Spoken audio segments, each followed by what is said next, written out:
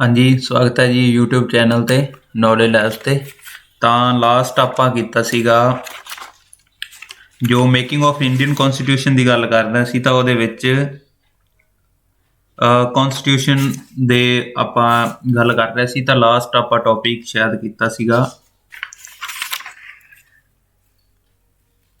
ਜੋ ਕਦੋਂ ਅਡਾਪਟ ਕੀਤਾ ਗਿਆ ਸੀ, ਕਿੰਨੇ ਆਰਟੀਕਲ ਔਰ ਕਦੋਂ ਅਡਾਪਟ ਕੀਤਾ ਗਿਆ ਸੀਗਾ। ਠੀਕ ਹੈ, ਤਾਂ ਉਸ ਤੋਂ ਬਾਅਦ ਨੈਕਸਟ ਵੀਡੀਓ ਦੇ ਵਿੱਚ ਆਪਾਂ ਗੱਲ ਕਰਦੇ ਹਾਂ ਕਿ ਉਸ ਤੋਂ ਬਾਅਦ ਅੱਗੇ ਕੀ ਪ੍ਰੋਸੈਸ ਸੀਗਾ, ਸਾਇਲੈਂਟ ਫੀਚਰਸ ਕੀ ਸੀਗੇ। ਠੀਕ ਹੈ ਜੀ, ਤਾਂ ਕੋਈ ਵੀ ਇਨਕੁਆਇਰੀ ਹੈ ਤਾਂ ਤੁਸੀਂ ਇਸ ਨੰਬਰ ਤੇ ਕੰਟੈਕਟ ਕਰ ਸਕਦੇ ਹੋ, WhatsApp ਕਰ ਸਕਦੇ ਹੋ। ਠੀਕ ਹੈ ਜੀ, ਔਰ पेड बैच है जो पेड बैच है वो SST एंड पंजाबी सब्जैक्ट दे लई शुरू होने जा रहा है।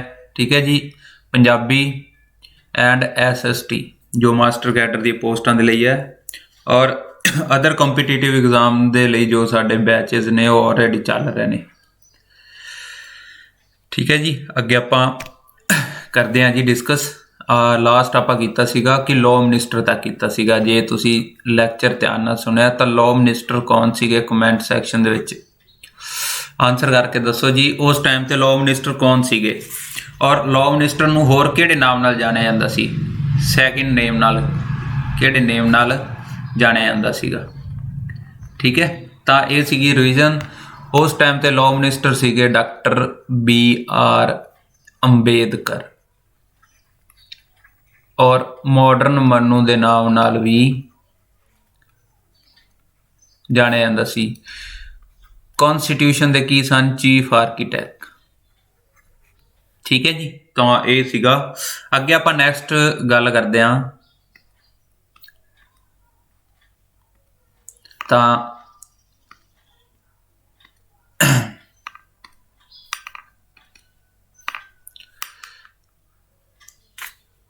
enforcement of the constitution।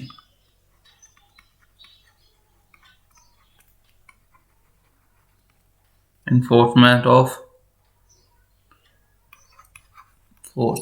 the constitution आ टॉपिक बारे डिस्कस करते हैं। इन्फोर्स कदों किया गया। ठीक है जी, ਆਪਾਂ ਨੂੰ पता है जी अपना संविधान 26 नवंबर 1949 ਨੂੰ बन के तैयार हो गया सीगा। ठीक है जी, अडॉप्ट किया गया जदों अडॉप्ट और लागू किया गया 26 जनवरी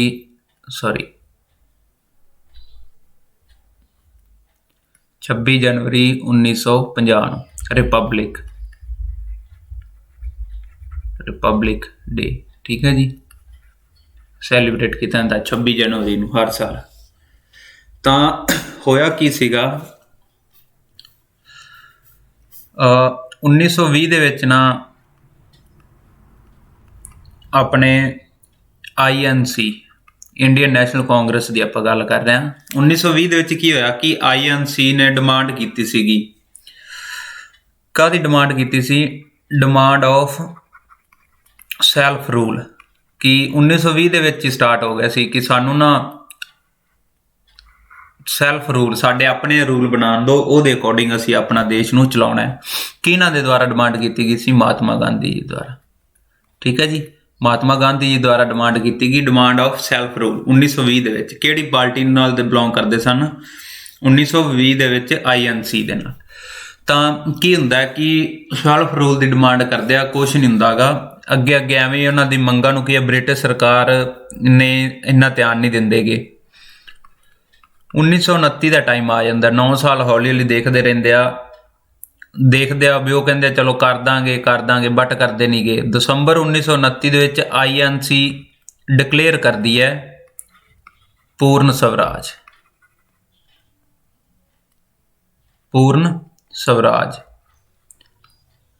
ਦਸੰਬਰ 1929 ਦੇ ਵਿੱਚ ਇੰਡੀਅਨ ਨੈਸ਼ਨਲ ਕਾਂਗਰਸ ਵੱਲੋਂ ਡਿਕਲੇਅਰ ਕੀਤਾ ਗਿਆ ਪੂਰਨ ਸਵਰਾਜ। ਔਰ ਕੀ ਹੋਇਆ ਸੀਗਾ, ਲਾਹੌਰ ਸੈਸ਼ਨ ਹੋਇਆ ਸੀਗਾ ਇੱਕ। ਉਸ ਟਾਈਮ ਤੇ ਇਹਨਾਂ ਦੇ ਸੈਸ਼ਨ ਚੱਲਦੇ ਸੀਗੇ, ਰਾਊਂਡ ਟੇਬਲ ਕਾਨਫਰੰਸ ਚੱਲਦੀ ਸੀ, ਜਾਂ ਇਹ ਸਾਰੇ ਕੀ ਗੱਲ ਕਰਦੇ ਸੀਗੇ, ਸਾਰੇ ਜੋ ਬ੍ਰਿਟਿਸ਼ ਸਰਕਾਰ ਤੇ ਜੋ ਇੰਡੀਅਨ ਸੀਗੇ ਸਾਰੇ, ਤਾਂ ਲਾਹੌਰ ਸੈਸ਼ਨ ਹੁੰਦਾ। ਲਾਹੌਰ ਸੈਸ਼ਨ ਦੇ ਵਿੱਚ ਉਹਨਾਂ ਨੇ ਨਾ ਸੈਲਫ ਰੂਲ ਦੀ ਜਿਹੜੀ ਮੰਗ ਸੀ ਨਾ, ਉਹਨਾਂ ਨੇ ਠੁਕਰਾਤਾ ਸੀਗਾ। ਉਹ ਕਹਿੰਦੇ ਕਿ ਅਸੀਂ ਇਹ ਤੁਹਾਡੀ ਗੱਲ ਨਹੀਂ ਮੰਨਦੇ, ਜਿਹੜੇ ਸਾਡੇ ਰੂਲ ਬਣਾਏ ਗਏ ਨੇ ਉਹਦੇ ਦੁਆਰਾ ਦੇਸ਼ ਤੁਹਾਡਾ ਚੱਲੇਗਾ, ਨਾ ਕਿ ਤੁਹਾਡੇ ਆਪ ਦੇ ਰੂਲ ਬਣਾਏ ਹੋਣਗੇ। ਤਾਂ ਕੀ ਹੁੰਦਾ ਹੈ, ਪੂਰਨ ਸਵਰਾਜ ਡਿਕਲੇਅਰ ਕਰਦੇ ਨੇ। ਕਦੋਂ ਕਰਦੇ ਨੇ? ਦਸੰਬਰ 1929 ਦੇ ਵਿੱਚ। ਔਰ ਪੂਰਨ ਸਵਰਾਜ ਦਾ ਜੋ ਹੈ ਨਾ, ਪੂਰਨ ਸਵਰਾਜ ਦਾ ਜੋ ਫਲੈਗ ਹੈ, ਫ੍ਰੀ ਇੰਡੀਆ ਫਲੈਗ ਜੋ ਡਿਕਲੇਅਰ ਕੀਤਾ ਜਾਂਦਾ ਨਾ, ਉਹ ਕੀਤਾ ਜਾਂਦਾ ਜੀ 26 ਜਨਵਰੀ 1930।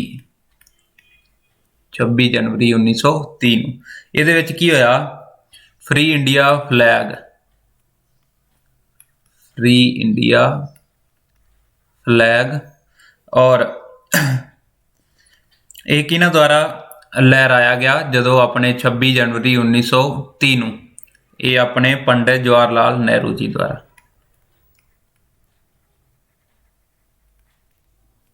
ਜਵਾਹਰ ਲਾਲ ਨਹਿਰੂ, ਪੰਡਿਤ ਜਵਾਹਰ ਲਾਲ ਨਹਿਰੂ ਜੀ ਦੁਆਰਾ ਲਹਿਰਾਇਆ ਗਿਆ।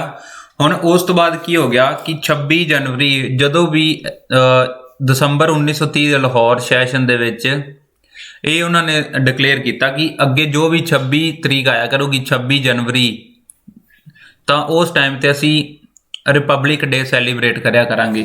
ਆਉਣ ਵਾਲੇ ਜੋ ਵੀ ਅੱਗੇ ਹੋਏਗਾ 1929 ਤੋਂ ਬਾਅਦ 26 ਜਨਵਰੀ ਨੂੰ ਹੀ ਰਿਪਬਲਿਕ ਡੇ ਸੈਲੀਬ੍ਰੇਟ ਕਰਿਆ ਕਰਾਂਗੇ। ਇਸ ਕਰਕੇ 26 ਨਵੰਬਰ 1949 ਨੂੰ ਭਾਰਤੀ ਸੰਵਿਧਾਨ ਬਣ ਗਿਆ ਸੀਗਾ, ਬਟ ਲਾਗੂ ਕਦੋਂ ਹੋਇਆ ਸੀਗਾ? 26 ਜਨਵਰੀ 1950 ਨੂੰ। 26 ਜਨਵਰੀ 1950 ਦਾ ਆਈ ਰੀਜ਼ਨ ਹੈ। ਠੀਕ ਹੈ ਜੀ। ਕਮੈਂਟ ਸੈਕਸ਼ਨ ਦੇ ਵਿੱਚ ਇਹ ਦੱਸੋ ਜੀ, ਜਿਹੜਾ ਫ੍ਰੀ ਫਲੈਗ ਇੰਡੀਆ ਨਾਲ ਲਹਿਰਾਇਆ ਸੀ ਪੰਡਿਤ ਜਵਾਹਰ ਲਾਲ ਨਹਿਰੂ ਨੇ, ਉਹ ਕਿਹੜੀ ਰੀਵਰ ਦੇ ਕਿਨਾਰੇ? ਰੀਵਰ ਦਾ ਨਾਮ ਦੱਸੋ ਤੁਸੀਂ ਜੀ। ਇਹ ਤੁਹਾਡੇ ਲਈ ਕੁਐਸਚਨ ਹੈ। ਕਮੈਂਟ ਸੈਕਸ਼ਨ ਦੇ ਵਿੱਚ ਦੱਸੋ ਜੀ ਕਿ ਜਿਹੜਾ ਫ੍ਰੀ ਫਲੈਗ ਇੰਡੀਆ ਹੈ ਉਹ ਕਿਹੜੇ ਆਪਣੇ ਰੀਵਰ ਦੇ ਕਿਨਾਰੇ ਤੇ ਲਹਿਰਾਇਆ ਸੀਗਾ। ਠੀਕ ਹੈ ਜੀ, ਕਲੀਅਰ ਹੋ ਗਿਆ। ਕੁਐਸਚਨ ਕਿਧਰੋਂ ਵੀ ਬਣ ਸਕਦਾ ਹੈ, ਤੁਹਾਡਾ ਬਸ ਬੇਸਿਕ ਔਰ ਕਨਸੈਪਟ ਜੋ ਕਲੀਅਰ ਹੋਣੇ ਚਾਹੀਦੇ ਨੇ। ਅੱਗੇ ਆ ਗਿਆ ਜੀ, ਰਿਪਬਲਿਕ ਡੇ ਦੀ ਗੱਲ ਕਰੀਏ। ਰਿਪਬਲਿਕ ਡੇ 26 ਜਨਵਰੀ 1950। 26 ਜਨਵਰੀ 1950 ਨੂੰ ਸੈਲੀਬ੍ਰੇਟ ਕੀਤਾ ਜਾਂਦਾ ਜੀ। ਹੁਣ 26 ਨਵੰਬਰ 1949 ਨੂੰ ਸਾਰਾ ਸੰਵਿਧਾਨ ਬਣ ਕੇ ਤਿਆਰ ਸੀਗਾ, ਸਭ ਕੁਝ ਓਕੇ ਸੀਗਾ, ਬਟ ਵੇਟ ਕਿਹਦੀ ਕਰ ਰਹੇ ਸੀਗੇ? 26 ਜਨਵਰੀ 1950 ਲਾਗੂ ਕਰਨ ਦੇ ਲਈ। 26 ਜਨਵਰੀ 1950 ਨੂੰ ਹੀ ਕਿਉਂ ਕੀਤਾ ਗਿਆ, ਉਹ ਹਿਸਟਰੀ ਤੁਹਾਨੂੰ ਪਿੱਛੇ ਲਾਹੌਰ ਸੈਸ਼ਨ ਵਾਲੀ ਦੱਸਦੀ ਹੈ ਜੀ। ਠੀਕ ਹੈ, ਬਟ ਹੁਣ ਕੁਝ ਇੱਦਾਂ ਦੇ ਮੁੱਦੇ ਸੀਗੇ ਜੋ 26 ਜਨਵਰੀ 1950 ਤੱਕ ਵੇਟ ਨਹੀਂ ਕੀਤੀ ਜਾ ਸਕਦੀ ਸੀਗੀ।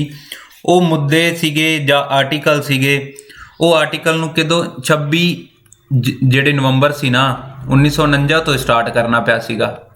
ਕੁਝ ਆਰਟੀਕਲ ਸੀਗੇ, ਕੁਝ ਇੱਦਾਂ ਦੇ ਪਾਰਟ, ਸ਼ਡਿਊਲ ਵਗੈਰਾ ਜੋ ਵੀ ਹੈ, ਉਹ ਸਟਾਰਟ ਹੋ ਗਿਆ ਕਦੋਂ? ਸਟਾਰਟ ਜਿਹੜੇ ਹੋ ਗਏ 26 ਨਵੰਬਰ 1949 ਨੂੰ ਹੀ ਹੋ ਗਏ ਸੀਗੇ। ਠੀਕ ਹੈ ਜੀ।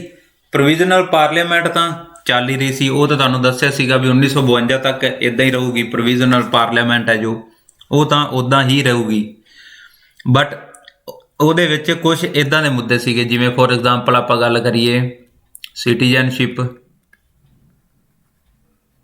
ਸਿਟੀਜ਼ਨਸ਼ਿਪ ਦੀ ਗੱਲ ਕਰੀਏ, ਇਲੈਕਸ਼ਨਸ ਹੋ ਗਏ।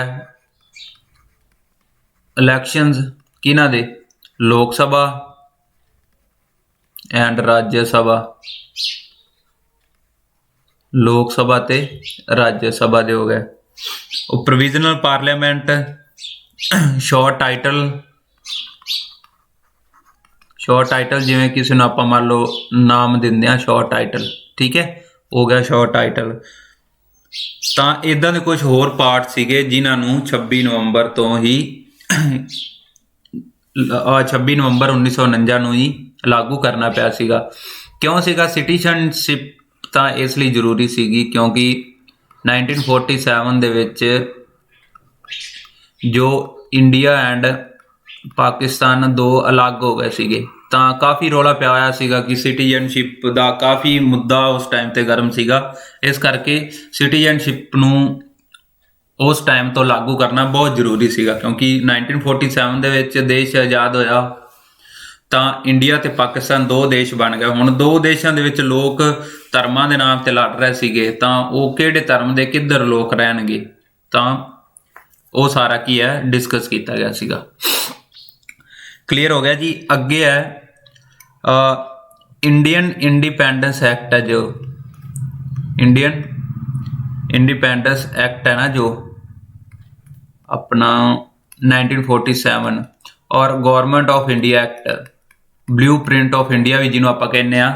और एक गल ये है कि जो गवर्नमेंट ऑफ इंडिया एक्ट 1935 आया सी ना, जो अगे संविधान बनया तो लगभग अप्रोक्सीमेट आपां गल करिए तो 250 तो प्लस जिहड़े आर्टिकल ने ना इहदे विच्चों ही चक्के गए ने।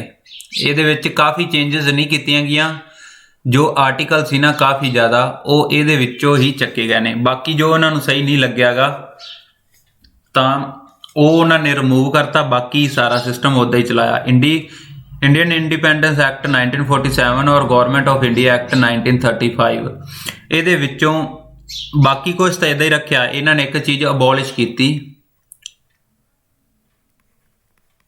वो किहड़ी सीगी जी, प्राइवेसी काउंसिल ज्यूरिडिक्शन। ये चीज़ नूं की है खत्म करता। खत्म कदों किया जी 1949 दे विच। की सीगा कि जदों जेकर 1947 तो पहले की गल करिए तो जेकर कोई किसी नूं दिक्कत सीगी, कुछ भी हुंदा सीगा, तो वह कित्थे जाके करता सीगा, गवर्नर जनरल दे कोल अपील करता सीगा। बट हुण देश आज़ाद हो चुकिया सीगा, देश आज़ाद हो गया तो उस तो बाद की सीगा, कोई भी गवर्नर जनरल तो रहा ही नहींगा।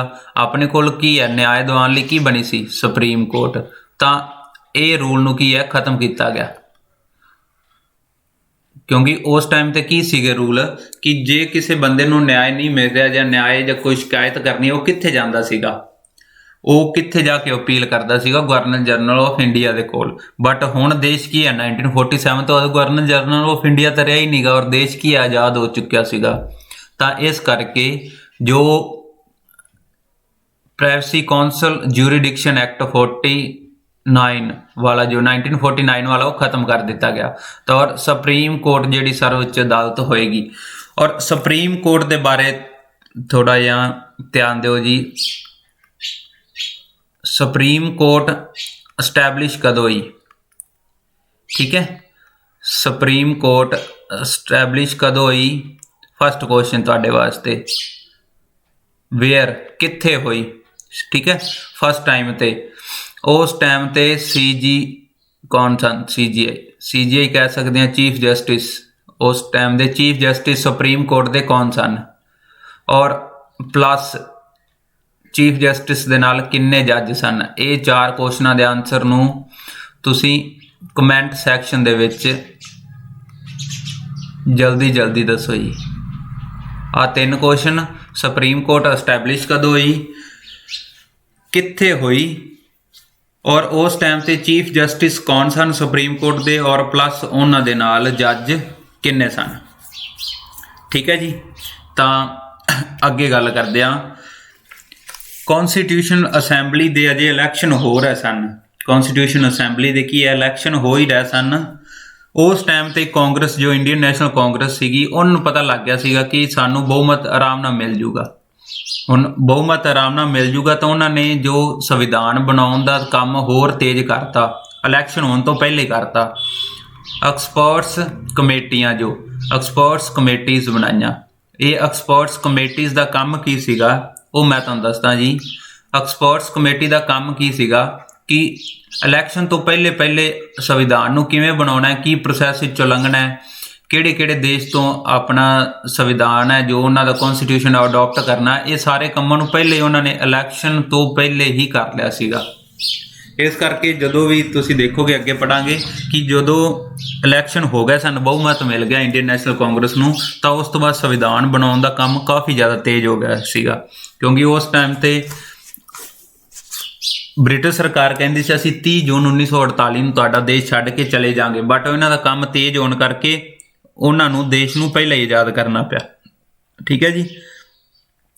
ਤਾਂ ਆਪਾਂ ਪੜ੍ਹਿਆ ਸੀਗਾ ਕਿ ਜੁਲਾਈ ਅਗਸਤ 1946 ਦੇ ਵਿੱਚ ਇਲੈਕਸ਼ਨਸ ਹੋ ਰਹੇ ਸਨ। ਇਲੈਕਸ਼ਨਸ ਕਿਹਨਾਂ ਦੇ? ਕੌਨਸਟੀਟਿਊਸ਼ਨ ਅਸੈਂਬਲੀ ਦੇ ਇਲੈਕਸ਼ਨ ਹੋ ਰਹੇ ਸਨ। ਠੀਕ ਹੈ ਜੀ। ਤਾਂ ਕੀ ਕੀਤਾ, ਇਲੈਕਸ਼ਨ ਜੁਲਾਈ ਤੋਂ ਅਗਸਤ ਦੇ ਵਿੱਚ ਹੋਣੇ ਸਨ, ਬਟ ਇਹਨਾਂ ਨੇ ਕੀ ਕੀਤਾ 8 ਜੁਲਾਈ 1946 ਦੇ ਵਿੱਚ 8 ਜੁਲਾਈ 1946 ਨੂੰ ਨਾ INC ਨੇ ਕੀ ਕੀਤਾ, ਐਕਸਪਰਟ ਕਮੇਟੀ ਹੈ ਨਾ ਜੋ appointed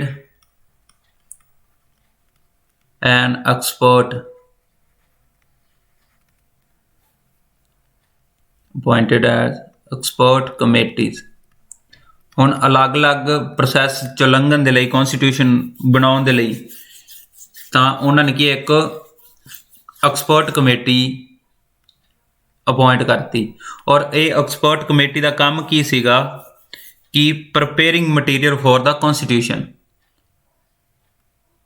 ਇਹਨਾਂ ਨੇ ਕੰਮ ਕੀ ਕਰਨਾ ਸੀਗਾ, ਪ੍ਰਪੇਅਰਿੰਗ ਕਰਨੀ ਸੀਗੀ ਕਾਦੀ, ਜੋ ਕੌਨਸਟੀਟਿਊਸ਼ਨ ਅਸੈਂਬਲੀ ਹੈ ਉਹਨੂੰ ਕਿੱਦਾਂ ਅੱਗੇ ਕੰਮ ਕਰਨਾ ਹੈ ਉਹਦੇ ਲਈ ਸਾਰਾ ਕੁਝ ਮਟੀਰੀਅਲ ਇਕੱਠਾ ਕਰਨਾ ਸੀਗਾ, ਜਾਂ ਪ੍ਰੋਸੈਸ ਜੋ ਇੱਕ ਸਟਰਕਚਰ ਬਣਾਉਣੀ ਸੀਗੀ, ਪ੍ਰਪੇਅਰਿੰਗ ਮਟੀਰੀਅਲ। ਔਰ ਇਹਨਾਂ ਦੇ ਨਾਲ ਜੋ ਇਹਨਾਂ ਦੇ ਹੈੱਡ ਸਨ, ਜੋ ਇਹਨਾਂ ਦੇ ਚੇਅਰਮੈਨ ਸਨ, ਉਹ ਕੌਣ ਸਨ ਜੀ?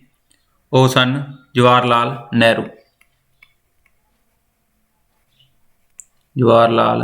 ਨਹਿਰੂ। ਔਰ ਇਸ ਦੇ ਟੋਟਲ ਮੈਂਬਰ ਕਿੰਨੇ ਸਨ ਜੀ?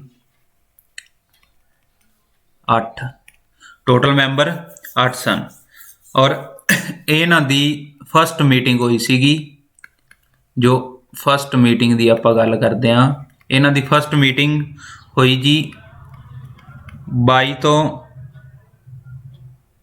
22 ਜੁਲਾਈ ਨੂੰ ਹੋਈ ਸੀਗੀ। ਫਸਟ ਮੀਟਿੰਗ ਹੈ ਉਹ 22 ਜੁਲਾਈ 1946 ਨੂੰ ਹੋਈ ਸੀਗੀ ਦਿੱਲੀ ਦੇ ਵਿੱਚ। ਪਹਿਲੀ ਮੀਟਿੰਗ ਇਹਨਾਂ ਦੀ ਕਿੱਥੇ ਹੋਈ? ਦਿੱਲੀ ਦੇ ਵਿੱਚ 22 ਜੁਲਾਈ ਨੂੰ। ਔਰ ਸੈਕਿੰਡ ਮੀਟਿੰਗ ਇਹਨਾਂ ਦੀ ਹੋਈ ਸੀਗੀ 15 ਤੋਂ 17 ਜੁਲਾਈ। 15 ਤੋਂ 17 ਜੁਲਾਈ ਨਹੀਂ, ਅਗਸਤ 1946 ਦੇ ਵਿੱਚ। ਔਰ ਇਹ ਹੋਈ ਸੀਗੀ ਬੰਬੇ ਦੇ ਵਿੱਚ। ਜੋ 15 ਤੋਂ 17 ਅਗਸਤ ਵਾਲੀ ਹੋਈ ਸੀਗੀ, ਇਹਦੇ ਵਿੱਚ ਇੱਕ ਰੈਜ਼ੋਲੂਸ਼ਨ ਤਿਆਰ ਕੀਤਾ। ਇਹ ਰੈਜ਼ੋਲੂਸ਼ਨ ਕੀ ਸੀਗਾ ਕਿ ਇਹਨਾਂ ਨੇ ਕੁਝ ਗੱਲਾਂ ਕਹੀਆਂ ਵੀ ਇਦਾਂ ਦਾ ਪ੍ਰੋਸੈਸ ਹੋਏਗਾ, ਇਹ ਅੱਗੇ ਜਾ ਕੇ ਕੀ ਹੈ, ਜੋ ਇਹ ਰੈਜ਼ੋਲੂਸ਼ਨ ਸੀਗਾ ਜੋ ਕਮੇਟੀ ਨੇ ਤਿਆਰ ਕੀਤਾ ਸੀਗਾ, ਐਕਸਪਰਟ ਕਮੇਟੀ ਨੇ, ਉਹ ਹੀ ਅੱਗੇ ਜਾ ਕੇ ਆਬਜੈਕਟਿਵ ਰੈਜ਼ੋਲੂਸ਼ਨ ਹੋ ਗਿਆ, ਆਪਣਾ ਆਬਜੈਕਟਿਵ ਰੈਜ਼ੋਲੂਸ਼ਨ ਬਣ ਗਿਆ ਜਾ ਕੇ। ਹੁਣ ਆਬਜੈਕਟਿਵ ਰੈਜ਼ੋਲੂਸ਼ਨ ਨੂੰ ਕਦੋਂ ਅਡਾਪਟ ਕੀਤਾ ਗਿਆ ਇਹ ਦੱਸਣਾ ਤੁਸੀਂ ਜੀ। ਆਬਜੈਕਟਿਵ ਰੈਜ਼ੋਲੂਸ਼ਨ ਨੂੰ ਕਦੋਂ ਅਡਾਪਟ ਕੀਤਾ ਗਿਆ ਇਹਦਾ ਕਮੈਂਟ ਸੈਕਸ਼ਨ ਦੇ ਵਿੱਚ ਆਨਸਰ ਦੇਣਾ। ਇਹ ਮੈਂ ਤੁਹਾਨੂੰ ਕਰਵਾ ਚੁੱਕਿਆ। ਆਬਜੈਕਟਿਵ ਰੈਜ਼ੋਲੂਸ਼ਨ ਕਦੋਂ ਅਡਾਪਟ ਕੀਤਾ ਗਿਆ ਕੌਨਸਟੀਟਿਊਸ਼ਨ ਅਸੈਂਬਲੀ ਦੁਆਰਾ। ਔਰ ਇਹ ਆਬਜੈਕਟਿਵ ਰੈਜ਼ੋਲੂਸ਼ਨ ਹੈ ਅੱਗੇ ਜਾ ਕੇ ਜੋ ਆਪਣਾ ਇਸ ਟਾਈਮ ਤੇ ਚੱਲ ਰਿਹਾ ਜੀ ਪ੍ਰੈਂਬਲ, ਇਹ ਬਣੂਗਾ ਪ੍ਰੈਂਬਲ। ਇਹ ਸਾਰਾ ਕੰਮ ਪਹਿਲੇ ਸਟਾਰਟ ਹੋ ਚੁੱਕਿਆ ਸੀਗਾ, ਜਦੋਂ ਇਲੈਕਸ਼ਨ ਨਹੀਂ ਹੋਏ ਸੀ ਨਾ, ਉਸ ਤੋਂ ਪਹਿਲੇ ਹੀ ਕੰਮ ਸਾਰਾ ਸਟਾਰਟ ਹੋ ਚੁੱਕਿਆ ਸੀਗਾ।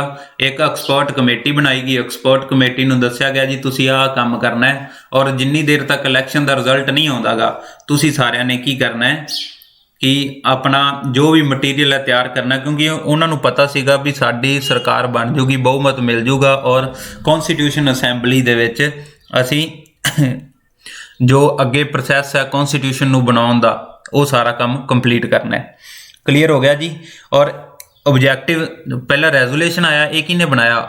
ਐਕਸਪਰਟ ਕਮੇਟੀ ਨੇ। ਔਰ ਇਹਦੇ ਵਿੱਚ ਚੇਂਜਸ ਨਹੀਂ ਸਨ, ਉਹ ਹੀ ਅੱਗੇ ਜਾ ਕੇ ਆਬਜੈਕਟਿਵ ਰੈਜ਼ੋਲੂਸ਼ਨ ਬਣਿਆ ਜੋ ਕੌਨਸਟੀਟਿਊਸ਼ਨ ਅਸੈਂਬਲੀ ਨੇ ਬਣਾਇਆ ਸੀਗਾ। ਠੀਕ ਹੈ ਜੀ।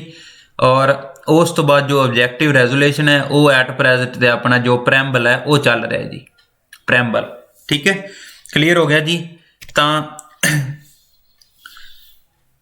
ਹੁਣ ਆਪਾਂ ਗੱਲ ਕਰੀਏ ਇੱਕ ਬ੍ਰਿਟਿਸ਼ ਜੋ ਕੌਨਸਟੀਟਿਊਸ਼ਨਲ ਐਕਸਪਰਟ ਨੇ, ਬ੍ਰਿਟਿਸ਼ ਕੌਨਸਟੀਟਿਊਸ਼ਨਲ ਐਕਸਪਰਟ ਗ੍ਰੈਨਵਿਲ, ਇਹਨਾਂ ਦਾ ਨਾਮ ਹੈ ਗ੍ਰੈਨਵਿਲ ਅਸਟਿਨ। ਇਹ ਅਮਰੀਕਨ ਤੇ ਜੋ ਬ੍ਰਿਟਿਸ਼ ਕੌਂਸਟੀਟਿਊਸ਼ਨਲ ਐਕਸਪਰਟ ਨੇ,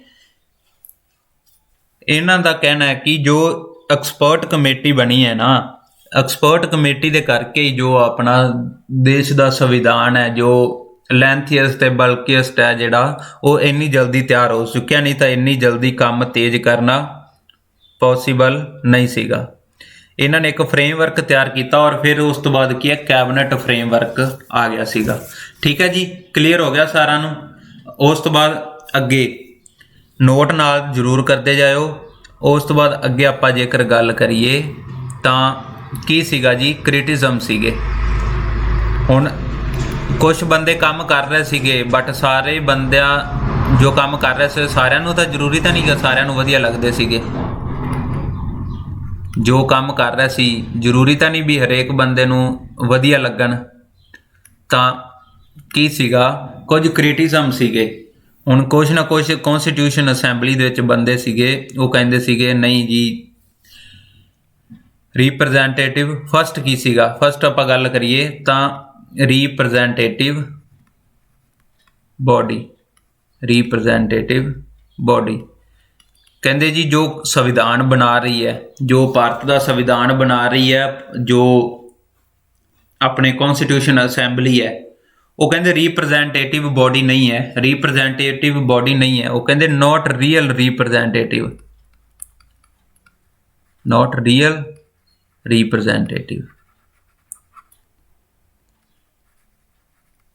ਨਾਟ ਰੀਅਲ ਕਿਉਂ ਨਹੀਂ ਸੀਗੀ, ਕਿਉਂਕਿ not elected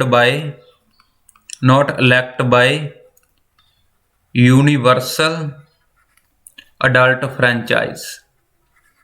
ਇਹਦੇ ਬਾਰੇ ਆਪਾਂ ਗੱਲ ਕਰਦੇ ਹਾਂ ਜੀ। ਯੂਨੀਵਰਸਲ ਅਡਲਟ ਫਰੈਂਚਾਈਜ਼ ਕੀ ਚੀਜ਼ ਹੈ?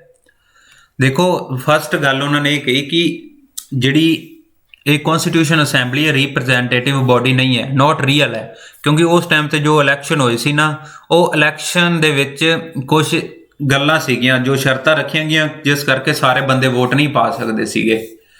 ਜਿਵੇਂ ਸਿੱਖ ਵਾਲਾ ਓਨਲੀ ਸਿੱਖ ਨੂੰ ਵੋਟ ਪਾਏਗਾ, ਹਿੰਦੂ ਵਾਲਾ ਹਿੰਦੂ ਨੂੰ ਪਾਏਗਾ, ਜਾਂ ਤੁਸੀਂ ਇੰਨੇ ਪੜ੍ਹੇ ਲਿਖੇ ਹੋ ਜਾਂ ਤੁਹਾਡੇ ਕੋਲ ਇੰਨੀ ਇਨਕਮ ਹੈ ਤੁਸੀਂ ਤਾਂ ਵੋਟ ਪਾਓਗੇ, ਮਤਲਬ ਸਾਰਿਆਂ ਨੂੰ ਵੋਟ ਪਾਉਣ ਦਾ ਅਧਿਕਾਰ ਨਹੀਂ ਸੀਗਾ।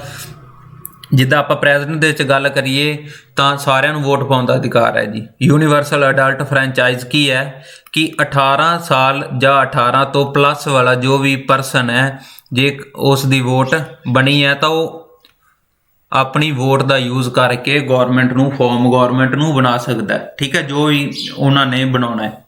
ਕਲੀਅਰ ਹੋ ਗਿਆ। ਬਟ ਉਸ ਟਾਈਮ ਤੇ ਇਦਾਂ ਨਹੀਂ ਸੀਗਾ, ਸਾਰੇ ਬੰਦੇ ਪਾਰਟਿਸਿਪੇਟ ਨਹੀਂ ਕਰਦੇ ਸੀ ਵੋਟਾਂ ਦੇ ਵਿੱਚ। ਉਹ ਕਹਿੰਦੇ ਕਿ ਇਹ ਨਾਟ ਰੀਅਲ ਰਿਪਰੈਜ਼ੈਂਟੇਟਿਵ ਨੇ, ਕਿਉਂਕਿ ਇਹ ਸਾਰੇ ਲੋਕਾਂ ਦੁਆਰਾ ਚੁਣ ਕੇ ਨਹੀਂ ਆਏ, ਸਿਰਫ ਕੁਝ ਕੁ ਲੋਕ ਨੇ ਜਿਨ੍ਹਾਂ ਨੇ ਇਹਨਾਂ ਨੂੰ ਵੋਟ ਪਾ ਕੇ ਜਿਤਾਇਆ। ਬਟ ਉਸ ਟਾਈਮ ਤੇ ਕੌਂਸਟੀਟਿਊਸ਼ਨ ਅਸੈਂਬਲੀ ਵਾਲੇ ਜਦੋਂ ਇਹਨਾਂ ਨੂੰ ਸਵਾਲ ਕਰਦੇ ਸੀਗੇ ਤਾਂ ਜਿਹੜੇ ਕੌਂਸਟੀਟਿਊਸ਼ਨ ਨੂੰ ਬਣਾ ਰਹੇ ਸੀਗੇ, ਕਮੇਟੀਆਂ ਦੇ ਮੈਂਬਰ ਸੀਗੇ, ਤਾਂ ਉਹਨਾਂ ਦੇ ਮਨ ਦੇ ਵਿੱਚ ਸਿਰਫ ਇੱਕੋ ਹੀ ਖਿਆਲ ਸੀਗਾ ਕਿ ਜਿਵੇਂ ਨਾ ਜਿਵੇਂ ਕਰਕੇ ਸੰਵਿਧਾਨ ਨੂੰ ਤਿਆਰ ਕਰਨਾ ਔਰ ਦੇਸ਼ ਨੂੰ ਆਜ਼ਾਦ ਕਰਾਉਣਾ, ਕਿਉਂਕਿ ਉਸ ਟਾਈਮ ਤੇ ਬ੍ਰਿਟਿਸ਼ ਸਰਕਾਰ ਕਾਫੀ ਬੈਕਫੁੱਟ ਤੇ ਜਾ ਚੁੱਕੀ ਸੀ ਸੈਕੰਡ ਵਰਲਡ ਵਾਰ ਦੇ ਕਾਰਨ।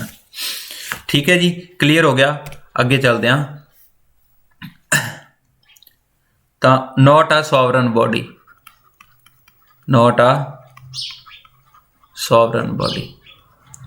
ਹੁਣ ਕਹਿੰਦੇ ਸੋਵਰਨ ਬੋਡੀ ਨਹੀਂ ਹੈ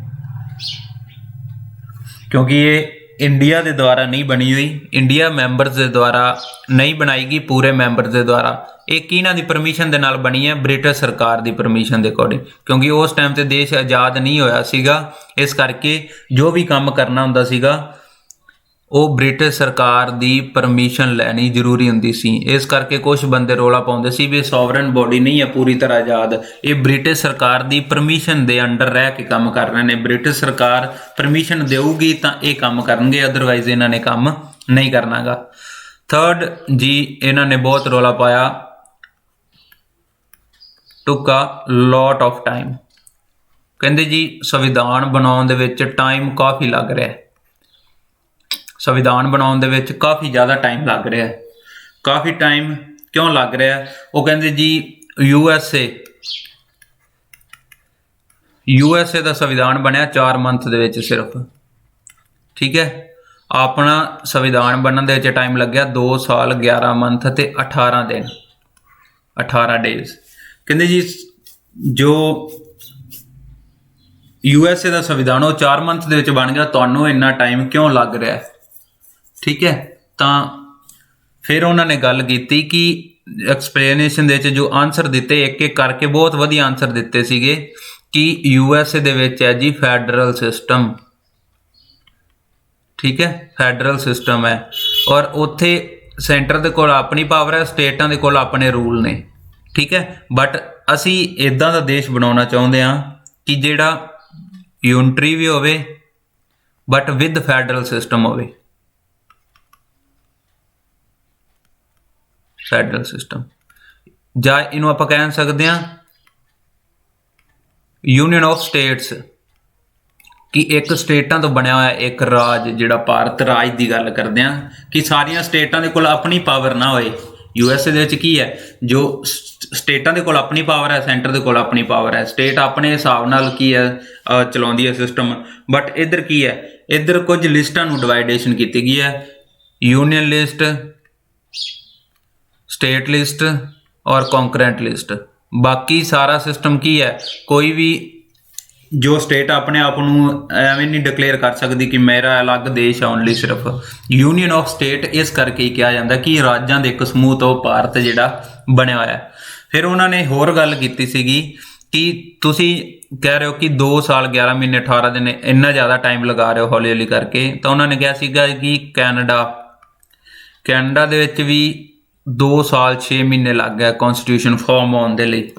ठीक है, जेकर आस्ट्रेलिया की गल की जे तो अप्रोक्सीमेट 9 साल लगे सीगे। एवें 100 ऑन मोर एग्जाम्पल्स दित्तियां सी उन्होंने, तो फिर जाके कुछ बंदियां नूं सैटिस्फैक्शन मिली सीगी कि इन्ना ज़्यादा टाइम क्यों लग रहा है। ठीक है,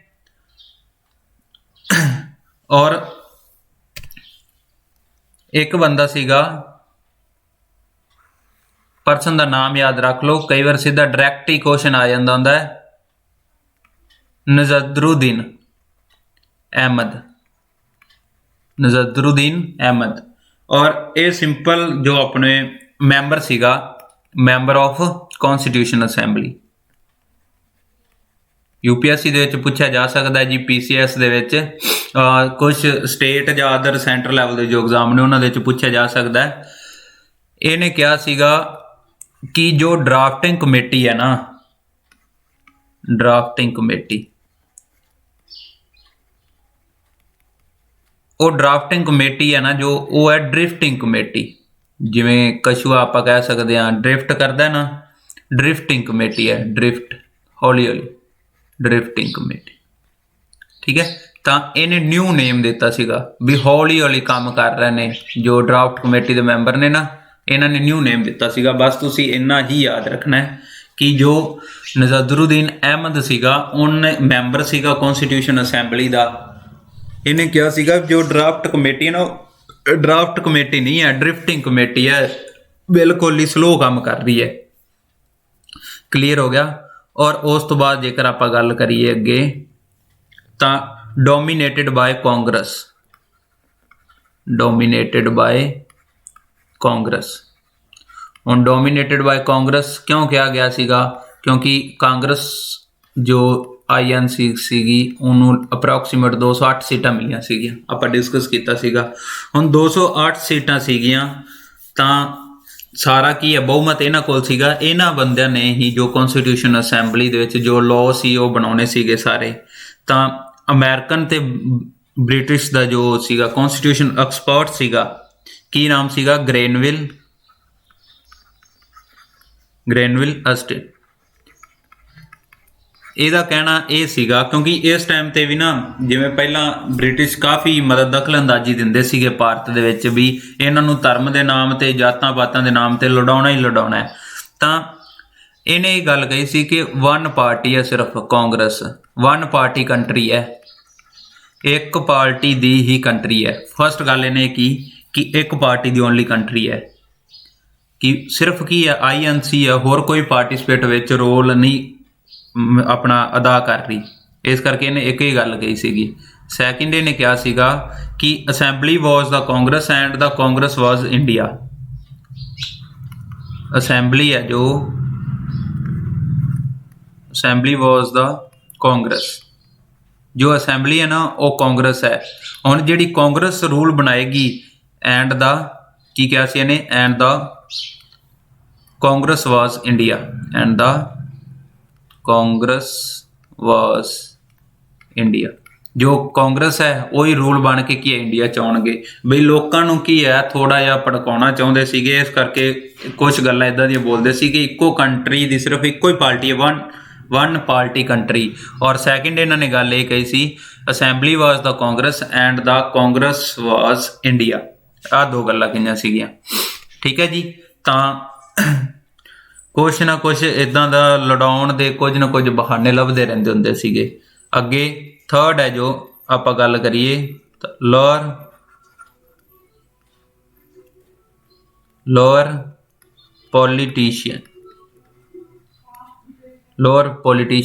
ਡੋਮੀਨੇਸ਼ਨ, ਲੋਅਰ ਪੋਲੀਟੀਸ਼ੀਅਨ ਡੋਮੀਨੇਸ਼ਨ। ਤਾਂ ਇਹਦੇ ਵਿੱਚ ਕੀ ਸੀਗਾ, ਕਿਉਂਕਿ ਸੰਵਿਧਾਨ ਬਣਾਉਣ ਦੇ ਲਈ ਜੋ ਕੌਂਸਟੀਟਿਊਸ਼ਨ ਅਸੈਂਬਲੀ ਦੇ ਮੈਂਬਰ ਸਨ ਨਾ, ਜੋ ਮੈਂਬਰ ਸੀਗੇ ਉਹ ਜ਼ਿਆਦਾਤਰ ਲੋਅਰ ਸਨ, ਵਕੀਲ ਹੀ ਸਨ। ਇਸ ਕਰਕੇ ਕਿਹਾ ਜਾਂਦਾ ਕਿ ਬਾਕੀਆਂ ਨੂੰ ਮੌਕਾ ਹੀ ਨਹੀਂ ਦਿੱਤਾ ਗਿਆ, ਬਸ ਜੋ ਕੌਂਸਟੀਟਿਊਸ਼ਨ ਅਸੈਂਬਲੀ ਦੇ ਸਨ ਲੋਅਰ ਬੰਦੇ ਸਨ ਉਹਨਾਂ ਨੂੰ ਹੀ ਮੌਕਾ ਦਿੱਤਾ ਗਿਆ। ਇਸ ਕਰਕੇ ਉਹ ਕਹਿੰਦੇ ਕਿ ਜੋ ਇਹਦੀ ਵਰਡਿੰਗ ਹੈ ਉਹ ਕਾਫੀ ਜ਼ਿਆਦਾ ਜਿਵੇਂ ਲੀਗਲੀ ਤੌਰ ਤੇ ਲਿਖੀ ਗਈ ਹੈ, ਕਾਨੂੰਨੀ ਭਾਸ਼ਾ ਦੇ ਵਿੱਚ ਲਿਖੀ ਗਈ ਹੈ। ਅੱਗੇ ਫਿਰ ਇਹਨਾਂ ਨੇ ਗੱਲ ਕੀਤੀ ਜੀ ਡੋਮੀਨੇਟਡ ਬਾਏ ਹਿੰਦੂਜ਼, ਵੀ ਜੋ ਹਿੰਦੂਆਂ ਦੇ ਦੁਆਰਾ ਹੀ ਕਾਨੂੰਨ ਬਣਾਇਆ ਜਾ ਰਿਹਾ। ਫਿਰ ਦੋ ਬੰਦੇ ਆਏ ਜੀ ਐਕਸਪਰਟ ਆਪਣੇ ਜੋ ਐਕਸਪਰਟ ਸੀਗੇ, ਇੱਕ ਸੀਗਾ ਜੀ ਲਾਰਡ ਵਿਸਕੌਂਟਨ ਸਾਈਮਨ, ਠੀਕ ਹੈ। ਸਾਈਮਨ ਕਮਿਸ਼ਨ ਆਇਆ ਸੀ, ਉੱਥੋਂ ਯਾਦ ਰੱਖ ਲਓ ਕਿ ਇਹ ਬ੍ਰਿਟਿਸ਼ ਸਰਕਾਰ ਦੇ ਸਨ, ਜੋ ਆਪਣੇ ਕੌਂਸਟੀਟਿਊਸ਼ਨ ਐਕਸਪਰਟ ਸਨ। ਇਹਨੇ ਗੱਲ ਕਹੀ ਸੀ ਅ ਬੋਡੀ ਆਫ ਹਿੰਦੂਜ਼, ਇਹ ਸਿਰਫ ਓਨਲੀ ਹਿੰਦੂਜ਼ ਦੀ ਹੈ। ਜੋ ਪਾਰਟੀ ਹੈ ਨਾ, ਜੋ ਕੌਂਸਟੀਟਿਊਸ਼ਨ ਅਸੈਂਬਲੀ ਕੰਮ ਕਰ ਰਹੀ ਹੈ ਸਿਰਫ ਹਿੰਦੂਆਂ ਦੀ ਹੈ। ਹੁਣ ਲੋਕਾਂ ਦੇ ਵਿੱਚ ਲੋਕਾਂ ਨੂੰ ਫਿਰ ਭੜਕਾਉਣਾ ਚਾਹੁੰਦੇ ਸਨ ਕਿ ਇਹ ਤਾਂ ਸਿਰਫ ਹਿੰਦੂਆਂ ਦੇ ਲਈ ਕੰਮ ਕਰ ਰਹੀ ਹੈ, ਵੀ ਬਾਕੀ ਜੋ ਕ੍ਰਿਸਚਨ ਸਿੱਖ ਹੋ ਗਏ, ਕ੍ਰਿਸਚਨ ਜਾਂ ਹੋਰ ਵੀ ਕਈ ਧਰਮਾਂ ਦੇ ਜਿਹੜੇ ਲੋਕ ਰਹਿੰਦੇ ਸਨ ਉਹ ਭੜਕ ਜਾਣ, ਠੀਕ ਹੈ ਜੀ। ਤਾਂ ਸੈਕਿੰਡ ਇਹਨਾਂ ਨੇ ਗੱਲ ਕੀਤੀ ਸੀਗੀ, ਜੋ ਸੈਕਿੰਡ ਸੀਗਾ ਵਿੰਸਟਨ ਚਰਚਿਲ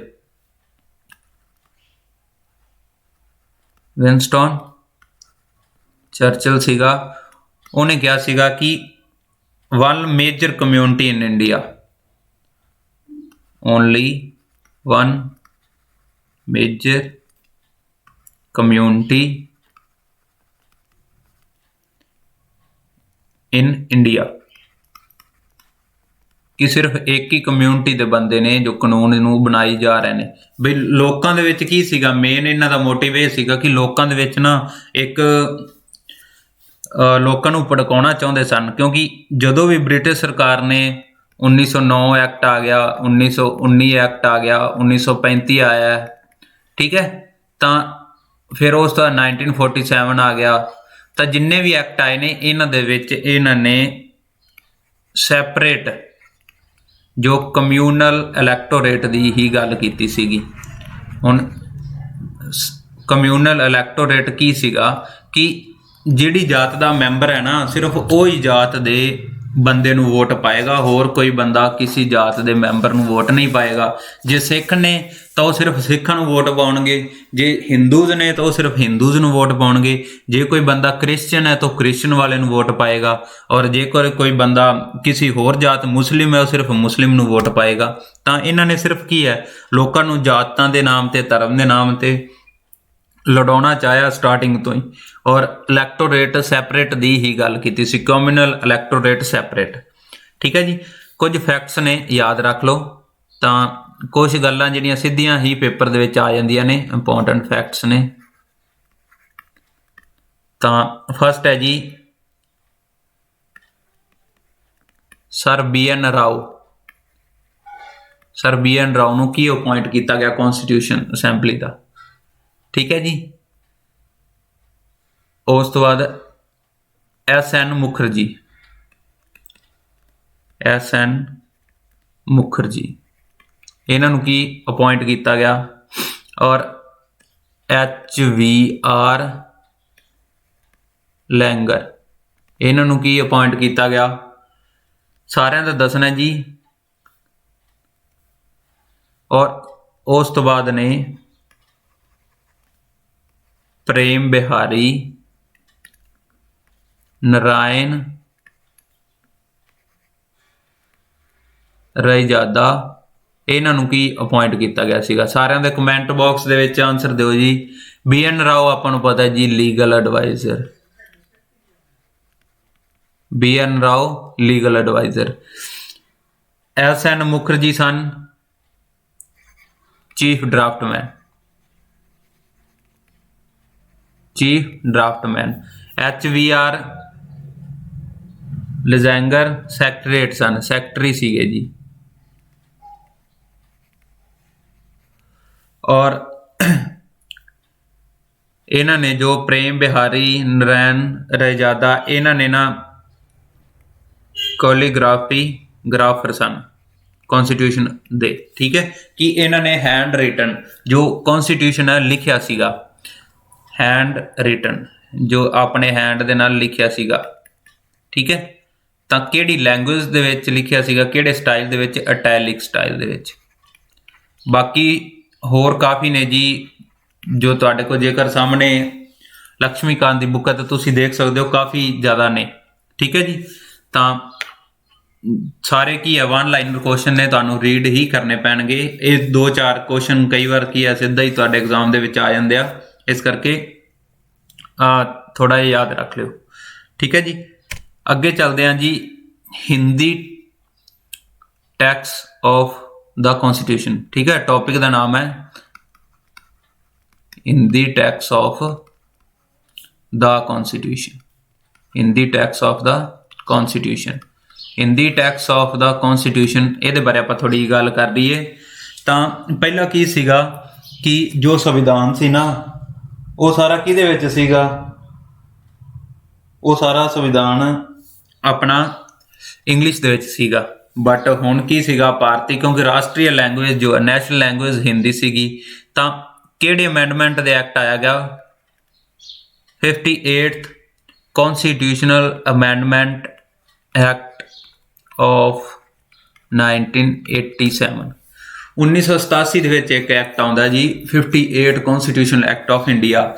ਇਹਦੇ ਵਿੱਚ ਇੱਕ ਨਿਊ ਆਰਟੀਕਲ ਨੂੰ ਇਨਸਰਟ ਕੀਤਾ ਜਾਂਦਾ ਹੈ, ਨਿਊ ਆਰਟੀਕਲ ਇਨਸਰਟ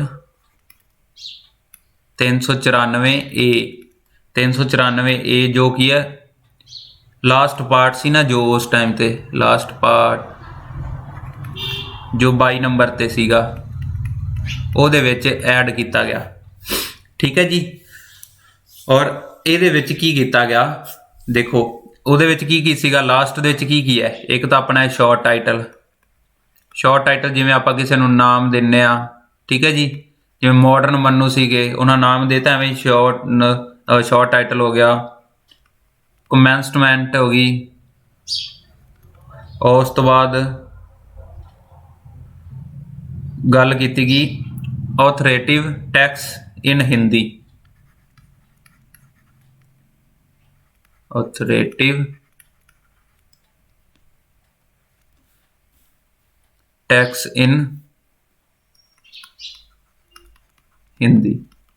ਐਂਡ ਜੋ ਲਾਸਟ ਗੱਲ ਕੀਤੀ ਗਈ ਉਹ ਕੀਤੀ ਗਈ ਸੀ ਰਿਪੀਲਸ ਦੀ।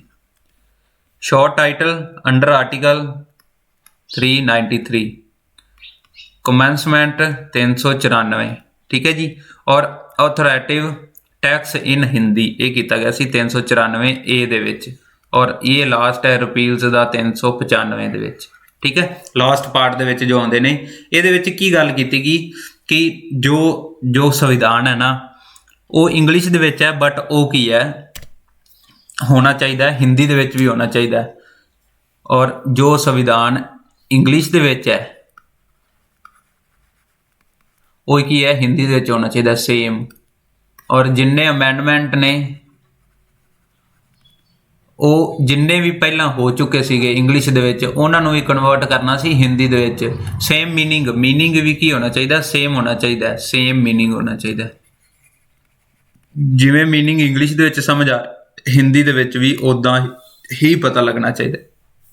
ਠੀਕ ਹੈ ਜੀ, ਤਾਂ ਇਹ ਗੱਲ ਸੀਗੀ ਕਿ ਆਪਣੇ ਜੋ Hindi text of the constitution, Hindi text ਨੂੰ ਬਸ ਕੁਐਸਚਨ ਤੁਹਾਨੂੰ ਇਹ ਆ ਸਕਦਾ ਕਿ ਇੰਗਲਿਸ਼ ਵਾਲਾ ਜੋ ਕਨਸਟੀਟਿਊਸ਼ਨ ਐਕਟ ਸੀ ਆਪਣੇ ਕਨਸਟੀਟਿਊਸ਼ਨ ਸੀਗਾ ਉਹਨੂੰ ਹਿੰਦੀ ਦੇ ਵਿੱਚ ਕਦੋਂ ਪਬਲਿਸ਼ ਕੀਤਾ ਗਿਆ, ਕਿਹੜੇ ਅਮੈਂਡਮੈਂਟ ਦੇ ਐਕਟ 58th ਅਮੈਂਡਮੈਂਟ 1987 ਦੇ ਅਕੋਰਡਿੰਗ ਕੀਤਾ ਗਿਆ, ਕਿਹੜੇ ਆਰਟੀਕਲ ਦੇ ਵਿੱਚ ਦਰਜ ਹੈ ਜੀ, ਜਾਂ ਕਿਹੜੇ ਆਰਟੀਕਲ ਦੇ ਵਿੱਚ ਆਉਂਦਾ 394A ਦੇ ਵਿੱਚ ਆਉਂਦਾ ਹੈ। ਠੀਕ ਹੈ ਜੀ, ਪਾਰਟ ਕਿਹੜਾ ਹੈ, ਪਾਰਟ ਨੰਬਰ ਹੈ ਜੀ 22, ਪਾਰਟ ਨੰਬਰ 22। ਕਲੀਅਰ ਹੋ ਗਿਆ ਜੀ। ਤਾਂ ਇਹ ਆਪਣਾ ਮੇਕਿੰਗ ਆਫ ਕਨਸਟੀਟਿਊਸ਼ਨ ਜੋ ਟੌਪਿਕ ਹੈ ਨਾ, ਇੱਥੇ ਆਪਣਾ ਟੌਪਿਕ ਹੁੰਦਾ ਜੀ ਖਤਮ। ਠੀਕ ਹੈ, ਮੇਕਿੰਗ ਆਫ ਕਨਸਟੀਟਿਊਸ਼ਨ ਵਾਲਾ ਜੋ ਟੌਪਿਕ ਹੈ, making of constitution, making of constitution वाला टॉपिक अपना बिल्कुल खत्म हो चुका है जी। एक टॉपिक फर्स्ट जो अपना पूरा खत्म हो चुका है। अगे आप करांगे जी जो next video they silent features of the constitution, silent features of constitution. But ये तो पहला जी तुहाडी एक कोशिश होनी चाहिए है कि जो चैनल है ना अपना उन्होंने वध तो वध सबसक्राइब करवा दो। जिन्ने भी वध तो वध करवाओगे वध तो वध क्लासा लैके और लंबे समय ਲਈ एक आवर तो ज़्यादा ਦੀ क्लास होया करेगी अपनी। अगे नैक्सट वीडियो ਦੇ ਵਿੱਚ एक आवर तो ज़्यादा ਦੀ क्लास होया करूगी। ਤਾਂ लिंक ਨੂੰ ਵੱਧ ਤੋਂ ਵੱਧ शेयर कर दिया करो, अपने जिन्ने भी सोशल मीडिया ਤੁਹਾਡੇ प्लेटफॉर्म ने ਉਹਨਾਂ ਤੇ शेयर कर दिया करो। चैनल ਨੂੰ सब्सक्राइब जरूर कराओ। ठीक है जी, ਤਾਂ अपना एक टॉपिक खत्म हो चुका है making of constitution. Then next आप वीडियो जल्दी लैके आवांगे salient features of the constitution.